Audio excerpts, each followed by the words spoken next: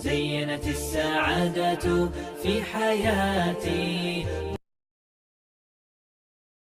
يا رب العالمين يا رحمن يا رحيم صل ربي وسلم على خير المرسلين. اللهم أنت السلام ومنك السلام، تباركت ربنا يا ذا الجلال والإكرام. اللهم أنت السلام ومنك السلام، تباركت ربنا يا ذا الجلال والإكرام. يا رب العالمين يا رحمن يا رحيم صل ربي وسلم على خير المرسلين.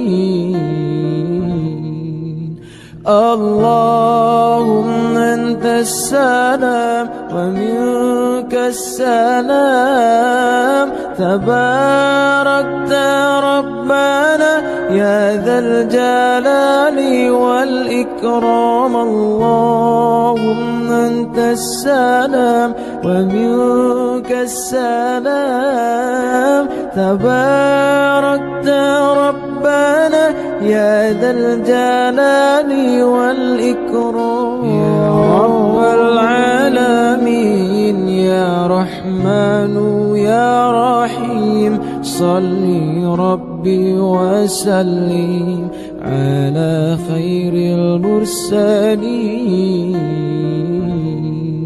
يا رب العالمين يا رحمن يا رحيم.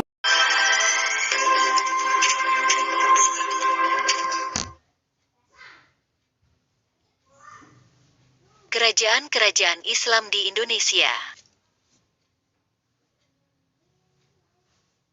Kerajaan-kerajaan Islam dikenal dengan sebutan kesultanan dan rajanya disebut sultan. Kesultanan Islam di Indonesia diperkirakan mulai lahir sejak abad ke-13 Masehi. Berikut ini akan dibahas beberapa kesultanan Islam yang ada di Indonesia. A. Kesultanan Samudera Pasai. Kesultanan Samudera Pasai berdiri antara tahun 1270 sampai 1275 Masehi. Letaknya di sebelah utara Perlak di daerah Lokseumawe, sekarang pantai timur Aceh, dan berbatasan langsung dengan Selat Malaka. Sultan yang pernah memerintah Samudera Pasai antara lain adalah Sultan Malik as-Soleh, Sultan Malik at-Tahir, dan Sultan Mahmud Malik az-Zahir. Sumber sejarah Kesultanan Samudera Pasai antara lain diperoleh dari batu nisan Sultan Malik al-Saleh yang berangka tahun 696 Hijriah atau 1297 Masehi. Catatan Marco Polo, seorang pedagang dari Venesia, yang singgah di Perlak tahun 1292 Masehi, dan catatan Ibnu Batutah, seorang penjelajah dari Maroko, yang pernah singgah di Samudera Pasai tahun 1345 dan 1346 Masehi. Perekonomian masyarakat Samudera Pasai tergantung dari perdagangan. Letaknya yang berdekatan dengan Selat Malaka dimanfaatkan untuk kemajuan ekonomi. Banyak pedagang dari berbagai negara seperti Cina, Arab, Persia, Siam, Turki, Gujarat dan lainnya yang berlabuh di pelabuhan Samudera Pasai. Untuk itu, Samudera Pasai berusaha menyiapkan bandar-bandar sebagai pusat perdagangan. Kapal-kapal yang singgah dan melakukan bongkar muat harus membayar pajak. Adapun barang yang diperdagangkan adalah lada, sutra, dan kapur barus. Dalam bidang keagamaan, Ibnu Batutah menyebutkan bahwa Kesultanan Samudera Pasai dikunjungi oleh ulama dari Persia, Syria dan Isfahan. Ia juga menyebutkan bahwa Sultan Samudera Pasai sangat taat beragama dan menganut mazhab Syafi'i. Selain itu, Marco Polo menyebutkan bahwa masyarakat di daerah Perlak sebagian besar telah beragama Islam. Kesultanan Samudera Pasai mempunyai peran penting dalam penyebaran Islam di Asia Tenggara. Hal ini tampak pada upaya Samudera Pasai dalam menyebarkan Islam ke Malaka dan Patani.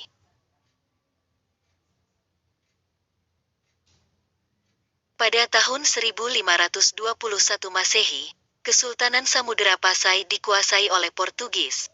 Kemudian pada tahun 1524 Masehi dikuasai oleh Sultan Ali Mugayyad Shah dari Kesultanan Aceh Darussalam. Sejak itu Samudera Pasai berada di bawah kekuasaan Kesultanan Aceh Darussalam. B. Kesultanan Aceh Darussalam. Kesultanan Aceh didirikan pada tahun 1513 Masehi oleh Sultan Ali Mugayyad Shah. Berdasarkan berita Portugis, Kesultanan Aceh Darussalam di bawah pimpinan Sultan Ali Mugayyad Shah berhasil memasukkan kerajaan Dayak ke dalam kekuasaan Aceh Darussalam pada tahun 1520 Masehi. Kemudian Pedir dan Samudera Pasai ditaklukkan pada tahun 1524 Masehi. Kesultanan Aceh Darussalam menyerang kapal Portugis di bawah komandan Simão de Souza Galvão di Bandar Aceh. Pada tahun 1529 Masehi Kerajaan Aceh mengadakan persiapan untuk menyerang Portugis di Malaka, tetapi tidak jadi karena Sultan Ali Mugayyad Shah wafat pada tahun 1530 Masehi. Perkembangan Kesultanan Aceh erat kaitannya dengan jatuhnya Malaka ke tangan Portugis. Sejak Malaka dikuasai Portugis, para pedagang Muslim menghindari Selat Malaka dan beralih menyusuri pesisir barat Sumatera, ke Selat Sunda, lalu terus ke timur Indonesia atau langsung ke Cina. Hal ini mendorong perekonomian masyarakat Aceh berkembang pesat dan menjadikan Aceh sebagai bandar transit lada dari Sumatera dan rempah-rempah dari Maluku. Untuk mempertahankan kedudukannya, Aceh membangun armada laut yang kuat dan menjalin hubungan dengan Kesultanan Islam di Timur Tengah seperti Turki Utsmani, Abesinia, dan Mesir. Kesultanan Aceh mencapai puncak kejayaan pada masa pemerintahan Sultan Iskandar Muda yang memerintah tahun 1607 sampai 1636 Masehi. Kesultanan Aceh berhasil menguasai daerah-daerah di pesisir timur dan barat Sumatera, serta pesisir barat Semenanjung Melayu, seperti Johor dan Pahang. Pada tahun 1629 Masehi, Sultan Iskandar Muda berupaya merebut Malaka dari Portugis. Namun upayanya gagal karena kekuatan Portugis lebih unggul. Kesultanan Demak.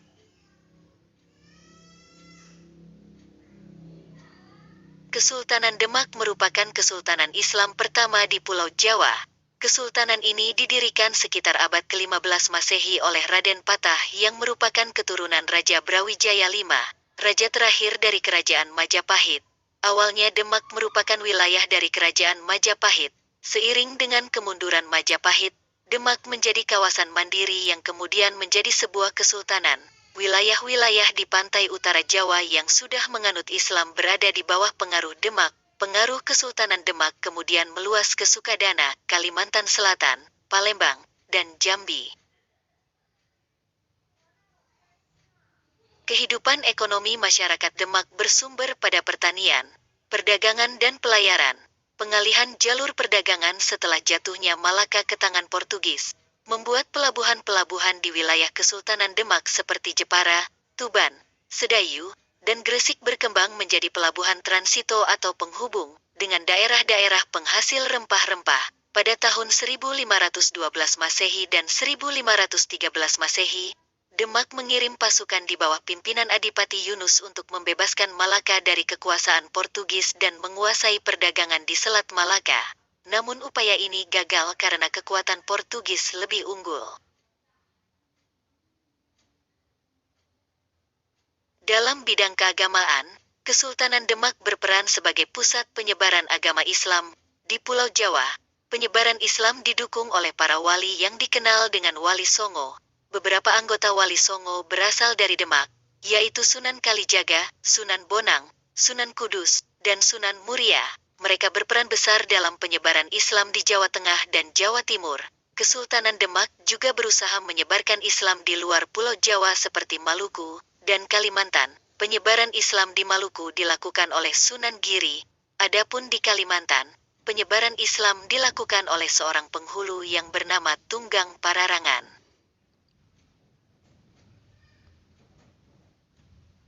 Kesultanan Demak mencapai puncak kejayaan pada masa pemerintahan Sultan Trenggana. Pada masa pemerintahannya, kekuasaan Demak meliputi sebagian Jawa Barat, Jayakarta, Jawa Tengah dan sebagian Jawa Timur. Penaklukan pesisir utara Jawa Barat dilakukan oleh Fathahillah yang turut merintis berdirinya Kesultanan Banten dan Cirebon.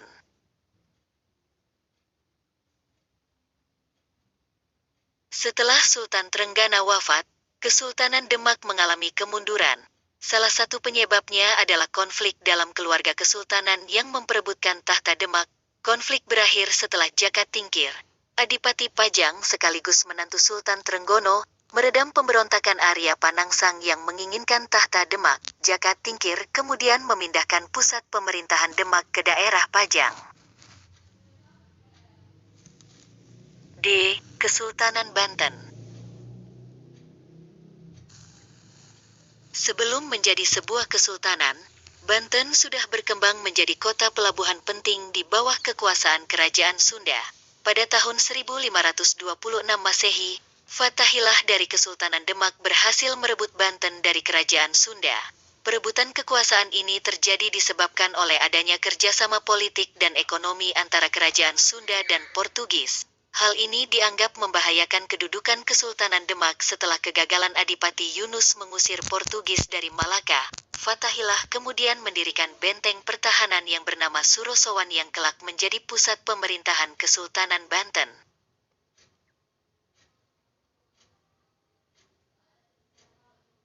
Selain membangun benteng pertahanan, Fathahillah juga mengembangkan Banten menjadi pusat perdagangan dan penyebaran agama Islam. Banten kemudian tumbuh menjadi kota perdagangan. Ketika Kesultanan Demak mengalami kemunduran, Banten akhirnya melepaskan diri dari pengaruh kekuasaan Demak.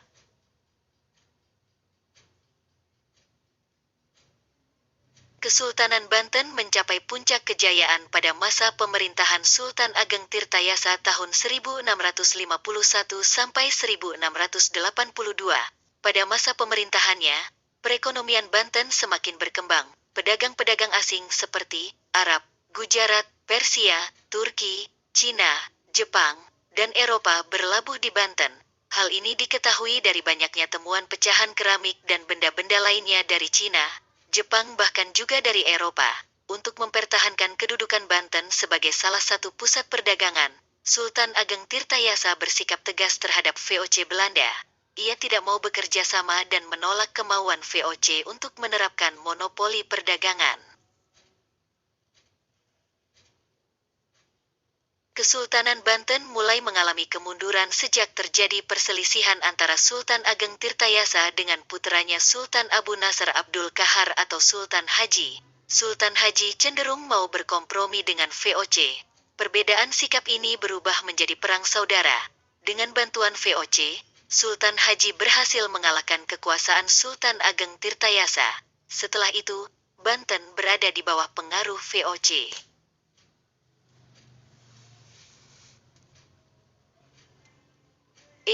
Kesultanan Makassar, Goa Talo. Kesultanan Makassar merupakan kesultanan Islam yang terletak di Sulawesi Selatan. Kesultanan Makassar berawal dari Kerajaan Goa dan Kerajaan Talo. Kedua kerajaan ini kemudian bergabung menjadi satu di bawah pimpinan Raja Goa. Adapun Raja Talo menjadi Mangkubumi. Setelah menganut Islam, kerajaan tersebut menjadi Kesultanan Makassar.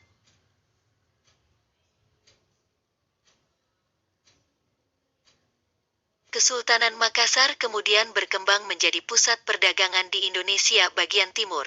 Hal ini disebabkan letak Makassar yang strategis dan menjadi bandar penghubung antara Malaka, Jawa, dan Maluku sehingga ramai dikunjungi pedagang-pedagang dari dalam dan luar negeri.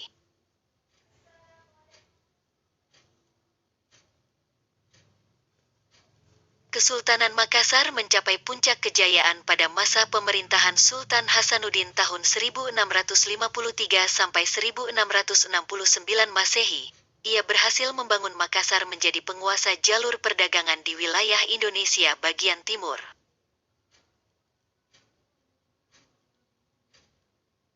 Pada tahun 1660 Masehi, terjadi Perang Makassar. Perang ini disebabkan oleh persaingan antara Kesultanan Makassar dan Kerajaan Bonn yang mendapat dukungan dari VOC Belanda. Selain itu, perilaku orang-orang Belanda yang menghalang-halangi pelaut Makassar membeli rempah-rempah dari Maluku dan mencoba ingin memonopoli perdagangan juga menjadi terjadi penyebab Perang Makassar. Dalam perang ini Kesultanan Makassar mengalami kekalahan dan terpaksa menandatangani perjanjian Bongaya yang sangat merugikan Kesultanan Makassar.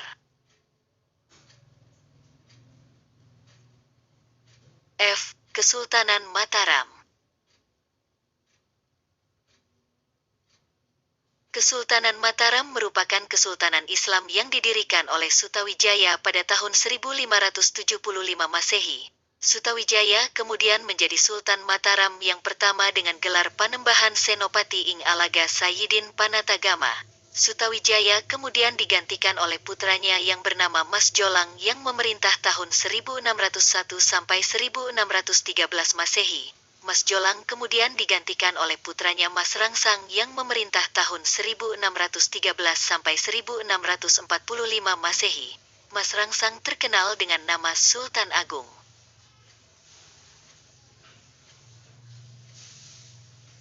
Pada masa pemerintahan Sultan Agung Kesultanan Mataram mencapai puncak kejayaan. Dalam bidang politik, Mataram berhasil memperluas kekuasaan ke berbagai daerah di Jawa Tengah, Jawa Timur, dan sebagian Jawa Barat termasuk Banten. Dalam bidang ekonomi, Mataram berkembang menjadi negara agraris. Hasil utamanya adalah beras. Selain itu, Mataram juga menghasilkan kayu, gula, kelapa, kapas, dan palawija. Dalam bidang kebudayaan, seni bangunan, ukir, dan lukis mengalami perkembangan.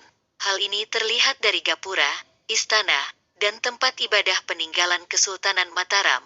Kebudayaan yang berkembang di Mataram merupakan perpaduan unsur-unsur budaya Islam dengan budaya Hindu Jawa, seperti perayaan sekaten dan upacara grebek.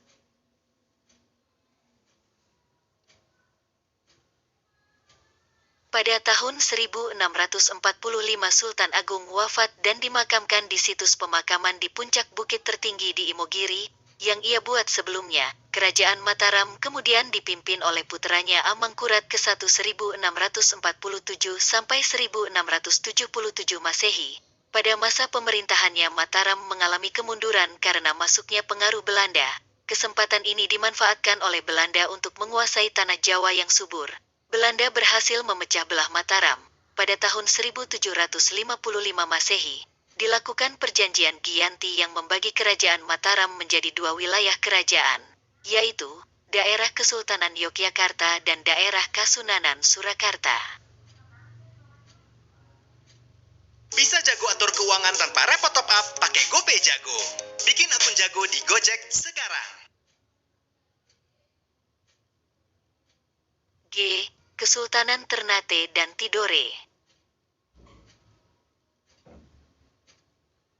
Masuknya Islam ke Maluku erat kaitannya dengan kegiatan perdagangan. Pada abad ke-15 Masehi, para pedagang dan ulama dari Malaka dan Jawa menyebarkan Islam di Maluku. Dari sini muncul 4 kesultanan Islam, yaitu Ternate, Tidore, Jailolo, dan Bacan. Pada saat kesultanan-kesultanan tersebut berkuasa, masyarakat Muslim di Maluku sudah menyebar sampai ke Banda, Hitu, Haruku, Makian, dan Halmahera.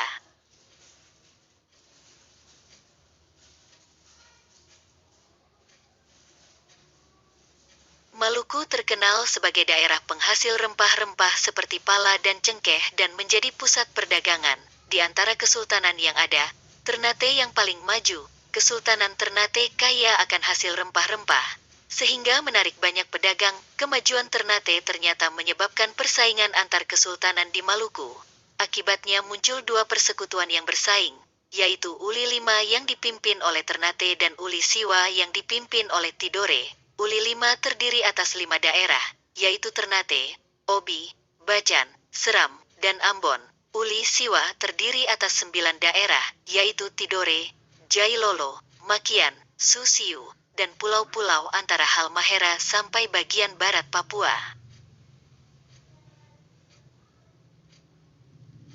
Pada 1521 Masehi, Portugis memasuki Maluku dan bekerja sama dengan Ternate.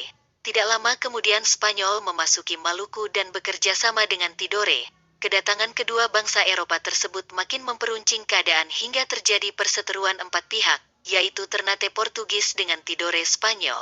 Perseteruan ini dapat diselesaikan melalui Perjanjian Saragossa. Berdasarkan isi perjanjian, Spanyol harus meninggalkan Maluku.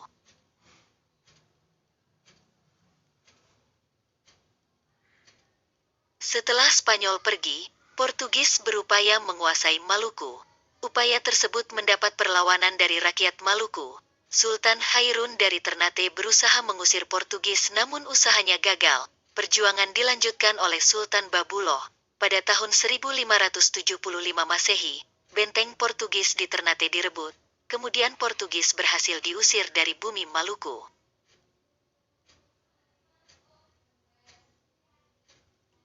Bebasnya Maluku dari bangsa asing tidak berlangsung lama. Pada tahun 1605 Masehi, VOC Belanda menduduki Ambon dan berusaha menguasai Maluku. Belanda mendapat perlawanan sengit dari rakyat Maluku. Di antaranya adalah perlawanan yang dipimpin oleh Sultan Nuku dari Tidore.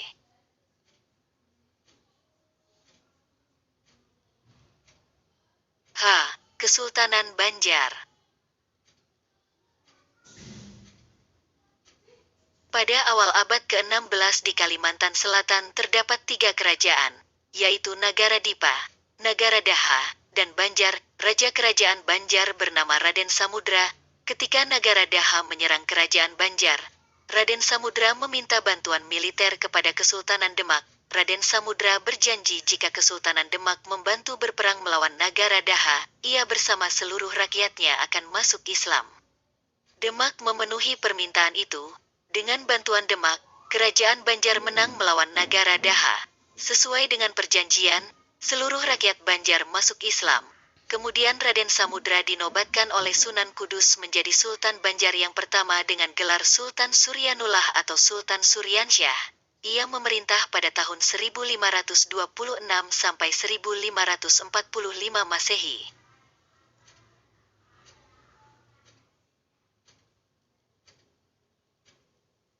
Kesultanan Banjar mengalami masa kejayaan pada awal abad ke-17 Masehi. Dalam bidang politik, Kesultanan Banjar berhasil menghimpun kekuatan militer yang kuat hingga mampu membendung pengaruh politik dari Tuban, Arosbaya, Madura, dan Mataram. Dalam bidang ekonomi, perdagangan Kesultanan Banjar menjadi maju dengan lada sebagai komoditas utama. Selain itu, Kesultanan Banjar juga memperoleh penghasilan dari cukai perdagangan karena letaknya yang strategis untuk jalur perdagangan. Dalam bidang keagamaan, lahir seorang ulama besar bernama Muhammad Arsyad Ibn Abdullah Al-Banjari. Beliau lahir di Martapura tahun 1710 Masehi. Atas biaya Kesultanan Banjar, beliau pergi ke Mekah menuntut ilmu. Sekembalinya dari Mekah, beliau mengajarkan ilmu agama Islam dengan kitabnya yang terkenal Sabil Al-Muhtadin.